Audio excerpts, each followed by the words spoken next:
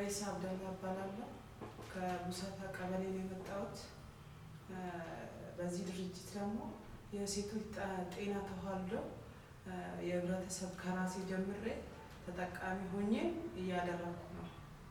በዚህ እሸት ድርጅት የሴቶችን ጤና ለመጠበቅ ከነሱ ጎን ሆኜ ከነሱ ጋር የሚሰሩትን እነሱ የሰጡትን ኃላፊነቶችን ከራሴ ጀምሬ ህብረተሰቡን እያስተማሩ ለራሴን ተጠቅሜ ህብረተሰቡን እየተማሩ አክሽን ደግሞ ሴቶችን ወደ 50 ከ10 ተሰጥቶን 50 ሴቶችን በማስተባበር በቀጠና ላይ በወረቀትም እዚህ ማስገብቻለሁ። ስለዚህ እነሱም እንዲማሩ ደግሞ በአክሽን አንድ ሴት ይሄንን መረጃ አጋጣሚ ደግሞ ይሄንን መረጃ እየሰጠው ያለው ወሊድ ላይ አጋጠመች። ስታጋጥመኝ በአጋጣሚ ልጅቷ ምንም የላትም፣ ልጁም ባለቤቷም በጣም ደሃ ናቸው። አምቡላንስ አስጠርቼ አጋጣሚ ደግሞ ስልክ ቁጥራቸውንም የእነሱ ስልክ ቁጥር ነበረኝ። እነሱ ላይ ደውዬ ይሄ ውሸት አይደለም እውነት ነው። ስለዚህ እሷ ሴትዮ ቤት ልትወልድ ነበረ። በጣም ልጇ ወጥቷ ምጧ ቀርቶ ልጇ ወጥቷ እንትኗ ቀርቶባት ልጅቷ ወደ ሞት እየሄደች ነው። ስለዚህ ውብዬ የሰፈር ሰው አስወጥቼ በአምቡላንስ እሷ ሴትዮ ከነ ልጇ ጋር አስተርፌያለሁ። ስለዚህ ሴቶች በተለይ በይሄ ፊጤ ገዳሚሳ ወይ ደግሞ የካንሰር የሚባለው ነገር በጣም ሴቶችን እያጠቃ ነው።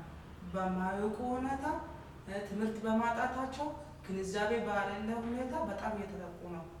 ስለዚህ እነዚህ ሴቶች ይሄ በሽታ ደግሞ በባህሪው የማይታይ በሽታ ነው፣ ህመም ያሌለው በሽታ ነው። አንድ ሰው ህመም ቢኖረው ይሄ ነገር ያመኛል ብሎ ጤና ጣቢያ ወይ ደግሞ ጤና ማዕከል ሄዶ ይታይ ነበረ። ስለዚህ ግንዛቤና ይሄ እውቀቱን ስላሌላቸው ብዙ ሴቶች እየተጠቁ ነው። ስለዚህ ራሴ ሄጄ አስተምረን ከዚህ እውቀት ካገኘሁ በዚህ ድርጅት ባገኘው እውቀት ከዚህ በፊት ስላለኝ እነሱ የከፋ ደረጃ እንዳለው ሁሉ አስተምሬ ከአንደኛ እስከ 3 ደረጃ ያለውን ሁኔታ አስታውቂያቸው እሱ ነገር 3ኛ ደረጃ ላይ በጣም ከሆነ ደግሞ ጤና ድርጅት ማከም እንዳይችል ስለማቅ እነሱን ማሳውቄ እንዲታከሙ 5 ሴቶች በቀበሌ ስቴሽኖች ያለ ወረፋ ቆሞ ምናምን እንግልት እንዳይኖራቸው ጤና ስቴሽኖችን አስተባብሬ ወደ ጤና ጣቢያ ልኬያለሁ። ስለዚህ በመቀጠል ደግሞ ሴቶች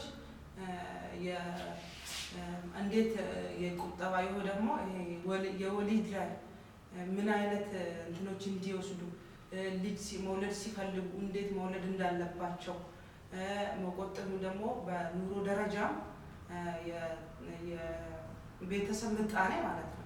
እሱን ምን አይነት ሰዓት ላይ ምን እንደሚጠቅማቸው ጥቅሙና ጉዳቱን እየለየን ሴቶች እንደተጠቀሙ እያደረግን ነው። አሁንም ስራችንን በመቀጠል እየሰራን ነው።